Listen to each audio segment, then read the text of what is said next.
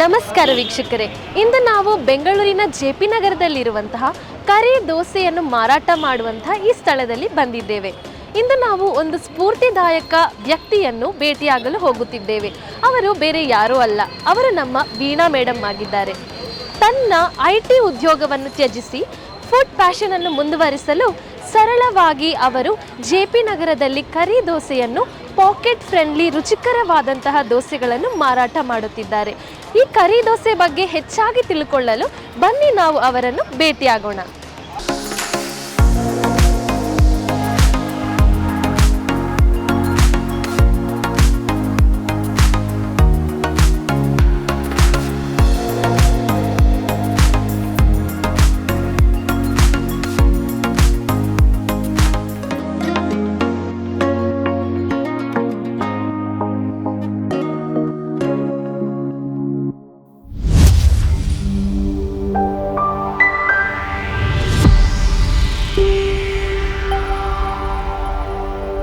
ನಮಸ್ಕಾರ ಮೇಡಮ್. ನಮಸ್ಕಾರ ಮೇಡಮ್. ಈ ಕರಿ ದೋಸೆ ಬಗ್ಗೆ ನಮ್ಗೆ ಹೆಚ್ಚಾಗಿ ತಿಳಿಸ್ಕೊಡ್ತೀರಾ? ಈ ಹೆಸರು ಹೆಂಗೆ ಬಂತು, ಏನಾಗಿದೆ ಕತೆ?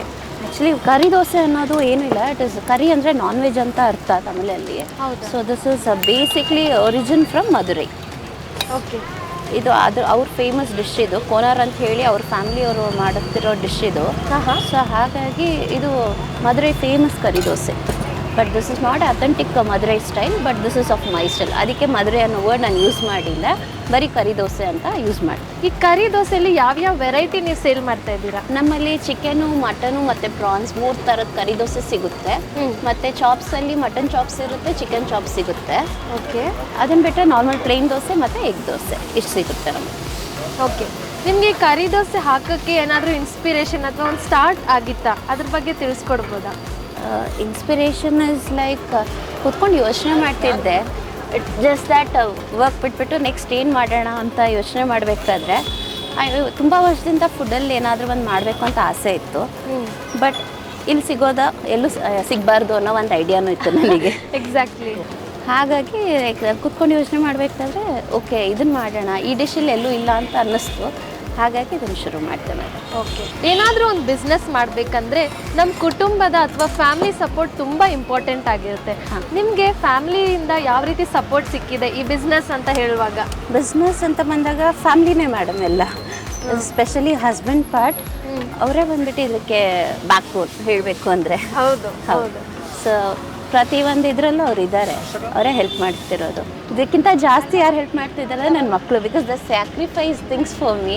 ನಾನು ಅವ್ರ ಜೊತೆಲಿ ಇರಲ್ಲ, but still they keep playing ಹಾಗೆ ಹೀಗೆ ಕೇಳ್ತಾರೆ.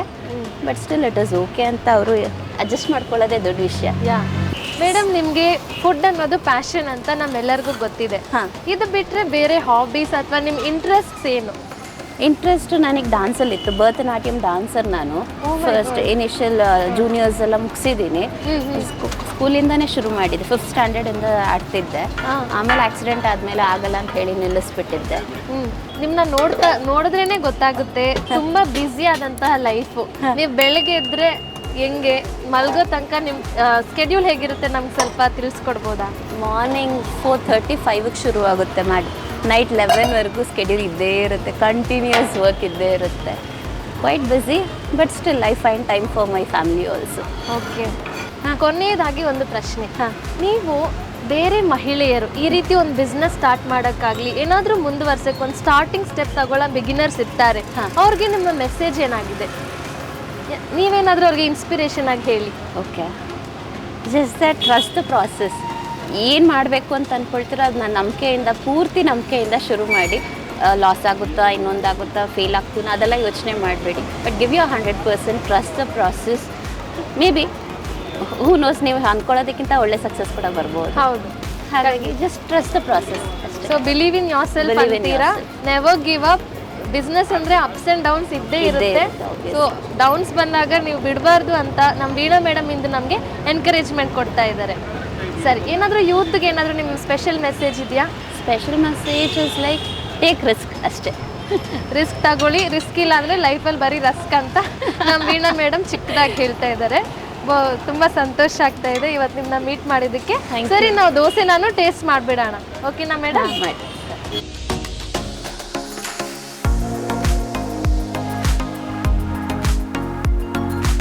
ಇದೇ ಅಲ್ಲ, ಇದರಲ್ಲಿ ವೆರೈಟೀಸು ಇದೆ. Egg dosa, chicken, mutton, prawns ಎಲ್ಲ ವೆರೈಟೀಸ್ ಇದೆ. ರುಚಿ ಕೂಡ ಮನೇಲಿ ಮಾಡ್ದಂಗೆ ಇದೆ. ಖಂಡಿತ ಬಂದು ಟ್ರೈ ಮಾಡಿ. ನಮಸ್ಕಾರ ಸರ್. ನಮಸ್ಕಾರ. ನಿಮ್ಮ ಹೆಸರು? ನನ್ನ ಹೆಸರು ಸೆಂದಿಲ್. ನನ್ನ ಸ್ವಂತ ಊರು ಮಧುರೈ, ಬಟ್ ಬೆಂಗಳೂರು ಬಂದು 14-15 ಇಯರ್ಸ್ ಆಯಿತು. ಹೌದಾ? ಸೊ ಇದು ಇದೇ ನಮ್ಮ ಊರು. What do you think about this curry dosa? What's so special about it? ಈಗ ನಮ್ಮ ಬೆಂಗಳೂರಲ್ಲಿ ಈ ಥರ ಕರಿ ದೋಸೆ ನಮ್ಗೆ ಸಿಗಲ್ಲ. ಯಾಕೆಂದ್ರೆ ಈ ಕರಿ ದೋಸೆ ಫೇಮಸ್ ಬಂದು ಮಧುರೈಲಿ ತುಂಬ ಫೇಮಸ್ಸು. ಕರೆಕ್ಟ್. ಸೊ ನಮ್ಮೂರಲ್ಲಿ ತುಂಬ ಫೇಮಸ್ಸು, ಇಲ್ಲಿ ಜಾಸ್ತಿ ಸಿಗಲ್ಲ. ಸೊ ಈ ಶಾಪ್ ಬಗ್ಗೆ ನಾನು ಸುಮಾರು ಟೈಮ್ ನಾನು ಯೂಟ್ಯೂಬ್ಲ ನೋಡಿದೆ, ಬಟ್ ನಂಗೆ ಲೊಕೇಶನ್ ಸಿಕ್ಕಿಲ್ಲ. ತುಂಬ ಕಷ್ಟಪಟ್ಟು ಲಾಸ್ಟ್ ವೀಕ್ ಇದು ಸೆಕೆಂಡ್ ಟೈಮ್ ಈಗ ಬರ್ತಾ ಇದು, ಫಸ್ಟ್ ಟೈಮ್ ಸಿಕ್ತು. ಸೊ ಇದರಲ್ಲಿ ಏನಾಗುತ್ತೆ, you get a tip, authenticate Madurai style. It's because I am from Madurai. So I don't get to eat because I don't go to my hometown often these days. So very rarely now we get to find this kind of thing. So I get a proper Madurai style curry, very good. What do you think about the prices? Prices are decent. I don't think so it's a very high price because the kind of materials whatever they use, I feel it is worth for it. Definitely it's worth for it, no doubt on it.